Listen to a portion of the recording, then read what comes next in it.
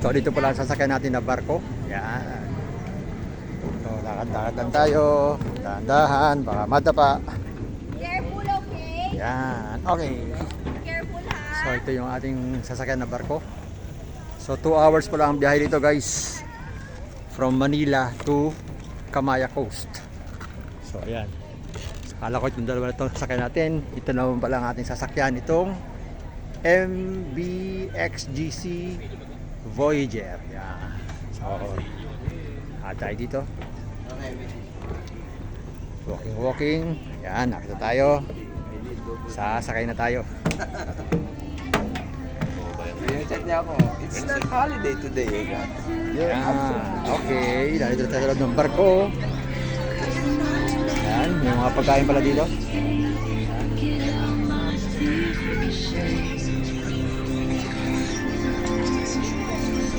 Saan tayo? Okay. So, dito tayo sa unahan. So, maganda yung nakuha natin pwesto. At aircon pala to. Ayos. May isa pa. Siyam tayo. Kainip na to. Okay, post muna tayo. Wala, paano? Paano? Ayan. Ayan, Kamaya Coast. Okay, sabi ko. Ano nangyari? For today are Divine Constantino and Marjorie Cueto assigned at lower deck, Patrick Silkil assigned at upper deck section. Have a safe and pleasant day to all. Thank you.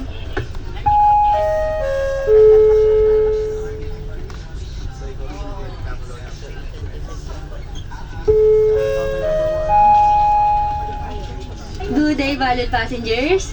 A quick reminder for those who park their vehicles at the CCP Port parking area, please ensure that you have secured your parking ticket from the parking attendant.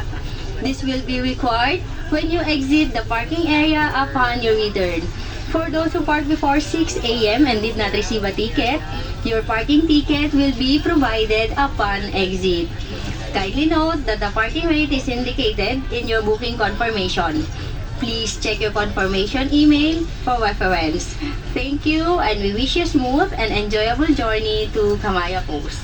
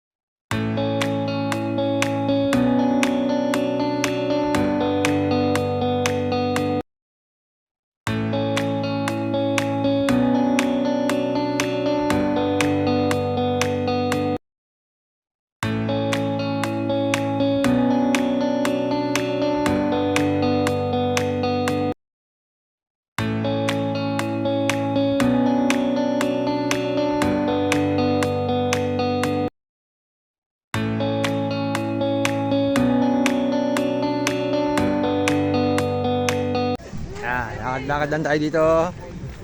At kita nyo may mga nagsuswimming na. So hindi naman siya talagang white sand. So malalaman natin mamaya sa baba kung siya ay white sand talaga. Pero mukhang hindi. Dahil siya ay parang ano lang, medyo puti lang siya. Yan. So may mga ano dito sumasakay. Kaya yung mga mag-overnight dito. So hindi tayo pwede sumakay dyan. Pero kung senior, pwede rin sumakay dyan.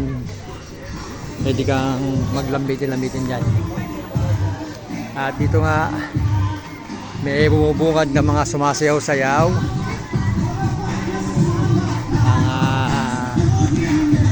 Yan, may mga sumasayaw-sayaw pa dito.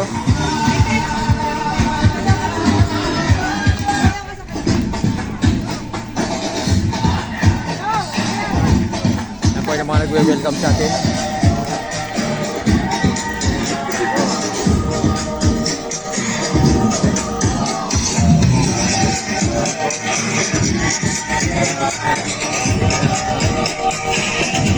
Ayos na mga sumasayaw.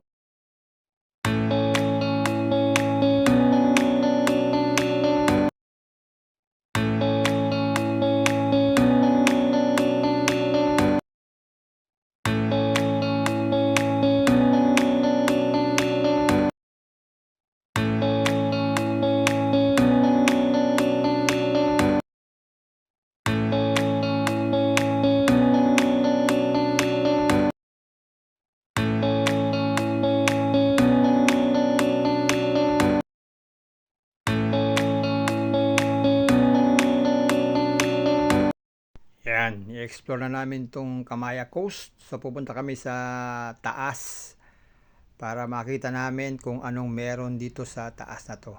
So libre po ang sakay dito pagbaba nyo ng barko. So papunta po to sa taas kung saan nandoon yung mga ibang facilities nitong Kamaya Coast. So yan po yung mga kapaligiran dito. Walang mga bahay, puro tanawin at maganda ang kanilang mga daanan. At kung mapapansin nyo nga sa bandang kanan, andyan po ang ating malawak na kalangitan. Yan. Ang ganda ng view. Lalo na pag kayo po ay may sariling sasakyan. Kaya lang, di po pwedeng magdala ng sariling sasakyan dito. So pagbaba ng barko, kailangan natin sumakay sa kanilang service car. Yan. So sana maganda ang ating pupuntahan. So sabi ng ating kasama dito, malapit na daw. Konting panahon na lang daw at makakarating na tayo sa ating pupuntahan. So malawak yung place. Eto guys, nandito na kami sa Roas Boulevard dito sa CCP. So pupunta na kami ng Kamaya Coast. So dito kami sasakay. Yan.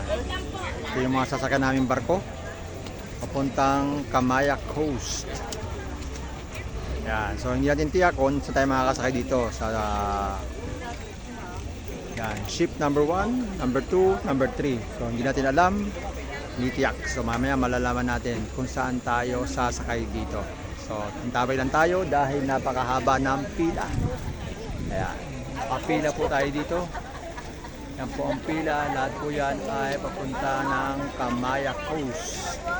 So ito yung surroundings. Yan. So kung kayo po ay nagbabalak na pumunta dito, yan ang surroundings dito. Early in the morning, nandito na kami. Pero nag-aantay pa rin kami ng pagpasok namin sa barko. So antabay mo lang tayo. Antabay lang.